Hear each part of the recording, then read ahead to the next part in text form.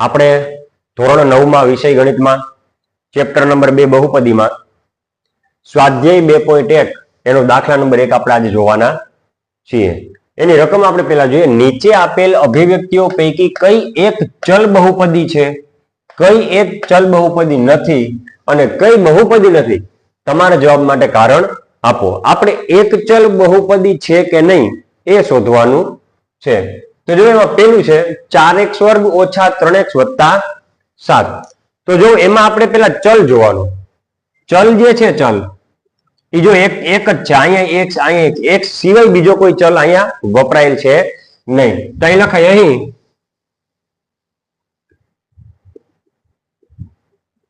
એક જ ચલ છે. હવે બીજી વસ્તુ એ જોવાની કે એ ચલ જે છે એની ઘાતાંક છે, ઘાતાંક એ પૂર્ણ છે કે નહીં? તો જોઈ લઈએ. 2 ઘાત અહીં કઈ ન હોય એટલે 1 ઘાત, બરોબર? એટલે પૂર્ણ ઘાત છે. એટલે ઘાતાંક કેવું છે? પૂર્ણ. તથા ચલની ઘાતાંક પૂર્ણ સંખ્યામાં છે, બરોબર? પેલા તો એક જ ચલ છે અને એ ચલ છે એની ઘાતાંક કેવી છે? તો કે પૂર્ણ સંખ્યામાં છે. તેથી એક ચલ બહુપદી છે. તેથી એક ચલ બહુપદી છે. હવે સેમ વસ્તુ બીજામાં જોઈએ. y સિવાય કોઈ ચલ અહીં આપણે નજરે પડતો નથી. તો અહીં લખાય અહીં એક જ ચલ છે. તથા હવે બીજી વસ્તુ કઈ જોવાની કે એ ચલની ઘાતાંક, ઘાતાંક એટલે જો કેટલી છે અહીંયા 2 એટલે પૂર્ણ સંખ્યા છે. એટલે કે એક જ ચલ છે તથા ચલની ઘાતાંક પૂર્ણ સંખ્યામાં છે. તેથી આ જે છે એ એક ચલ બહુપદી છે. ત્રીજામાં જો તમને ખ્યાલ પડશે કે અહીંયા પણ ટી છે અને અહીંયા પણ ટી છે. તો અહીં લખાય અહીં એક જ ચલ છે, પરંતુ જે બીજી જે શરત છે કે જે ચલ છે એની ઘાતાંક પૂર્ણ સંખ્યામાં હોવી જોઈએ એ અહીંયા છે નહીં. જો આને બીજી રીતે કઈ રીતે લખી શકાય? 3. આ વર્ગમૂળમાં ટી છે ને એને લખાય ટી નો ઘાતાંક કેટલો થાય? 1/1 ઘાતાંક થાય. આ વર્ગમૂળમાં ટી છે એટલે કે ટી ની 1/3 ઘાતાંક લખી શકીએ આપણે, વત્તા ટી વર્ગમૂળમાં 2. જોવું આંકડો જે છે અચળ છે, અચળ એ ભલે વર્ગમૂળમાં હોય એ આપણે જોવાનું નથી, પણ આપણું જે ચલપદ છે એ વર્ગમૂળમાં હોવું જોઈએ નહીં. કારણ કે જો ચલપદ વર્ગમૂળમાં આવી જાય તો એની ઘાત જે છે 1/1 ઘાત થઈ જાય. વર્ગમૂળમાં ટી એટલે કે ટી ની 1/3 ઘાત. અને આ જે ઘાત જે છે પૂર્ણ સંખ્યા છે નહીં. માટે પરંતુ ચલની ઘાતાંક, પરંતુ ચલની ઘાતાંક પૂર્ણ સંખ્યામાં નથી. તેથી એક ચલ બહુપદી નથી. તેથી એક ચલ બહુપદી નથી. આપણે ઘાતાંક પણ જોવાનો થશે, યાદ રાખજો. હવે આવે છે ચોથું. અહીંયા પણ y છે ને અહીંયા પણ y છે એટલે ચલ તો એક જ છે. જો અહીં એક જ ચલ છે, પરંતુ ચલની ઘાતાંક પૂર્ણ સંખ્યામાં નથી. કેવી રીતે? તો કે જો આને આપણે આ રીતે લખી શકીએ. આ y છે વત્તા 2.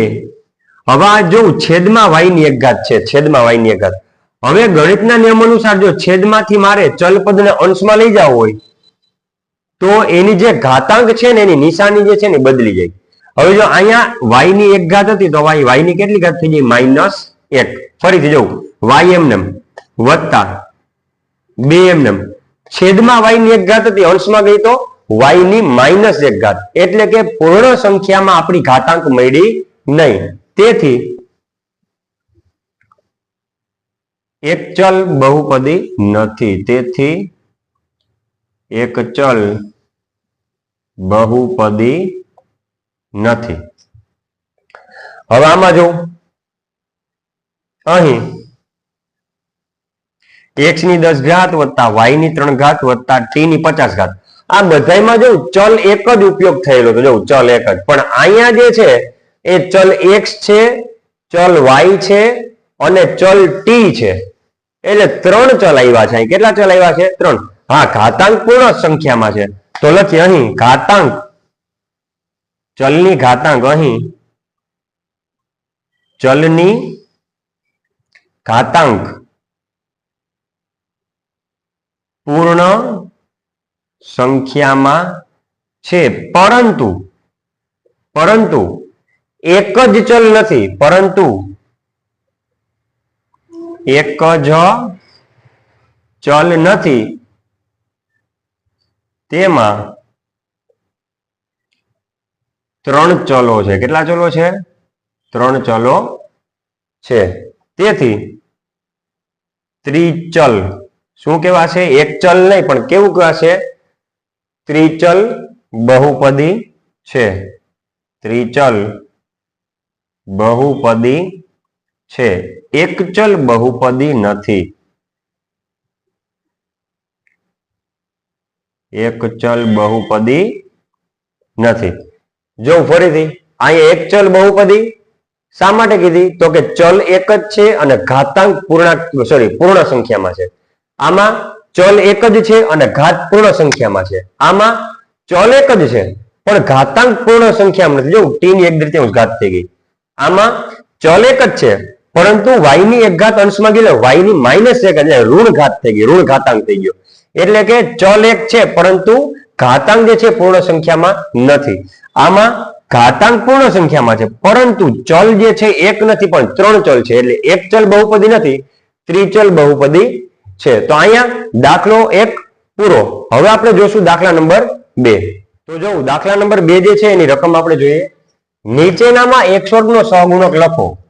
એટલે કે આપણને જે બહુપદી આપેલી છે એ બહુપદીમાં x વર્ગ જે છે એની સાથે કોણ ગુણાયેલું છે? સહગુણક એટલે કે સાથે ગુણાયેલું. તો પેલા x વર્ગને આપણે ગોતીએ. જો આ છે x વર્ગ. હવે ઈ x વર્ગનો આપણે મેળવવાનો છે સહગુણક. તો જો x વર્ગની સાથે કોણ ગુણાયેલું છે? તો કાંઈ છે નહીં આંકડો. કાંઈ આંકડો ન હોય તો એક તો હોય જ. એક પણ જે છે એને આપણે સહગુણકમાં લેવા પડે. તો જો x વર્ગનો સહગુણક શું છે? +1. એટલે અહીં લખાય x વર્ગનો સહગુણક 1 છે. કેટલો છે? 1 છે. હવે સેમ વસ્તુ અહીંયા પહેલા x વર્ગ પદ ગોતવું પડે. x વર્ગ પદ છે. હવે ઉપરની જેમ જ x વર્ગની આગળ કોઈ નથી તો એક તો આપણે લેવો જ પડે. જો આ x વર્ગની આગળ સાથે ગુણાયેલ કોઈ નથી. કોઈ ન હોય તો કોણ હોય? એક તો હોય જ. તો x વર્ગનો સહગુણક પણ જોજો ખાસ અહીંયા +1 હતા એટલે આપણે 1 લખ્યા.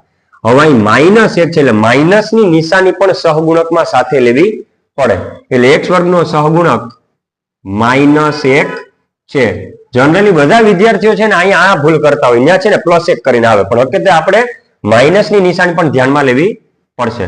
ચાલો હવે x વર્ગનો સહગુણક. તો અહીં x વર્ગ વાળું પદ આવ્યું.